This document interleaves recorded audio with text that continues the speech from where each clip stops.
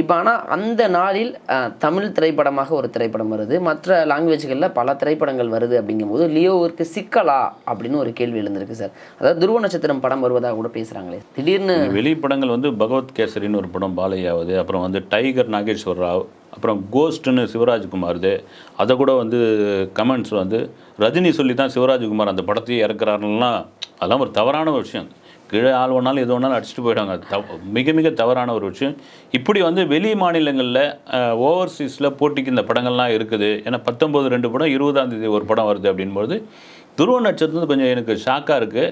ஏன்னா வந்து எப்படி விஜய்க்கு இண்டஸ்ட்ரியில உள்ளவங்கலாம் ஒரு ரசிகரோ, விக்ரமுக்கு அது மாரி விஜய் ரொம்ப பிடிக்கும். பல மேடைகள்ல பேசியிருக்காரு, இது பண்ணியிருக்காரு. அதை தாண்டி துருவ நட்சத்திரத்த கொண்டு வரதுக்கு ஸ்க்ரீன்ஸ் வேணுமே உங்களுக்கு. தமிழ்நாட்டில 1100 ஸ்க்ரீன்ஸ் இருக்குன்னு வச்சுங்க. அது எல்லாத்துலயும் லியோ தான் போடணும், கல்லா கட்டணும்னு பார்ப்பாங்க. இதில போய் துருவ நட்சத்திரம் 2017ல ஆரம்பிக்கப்பட்ட படம்.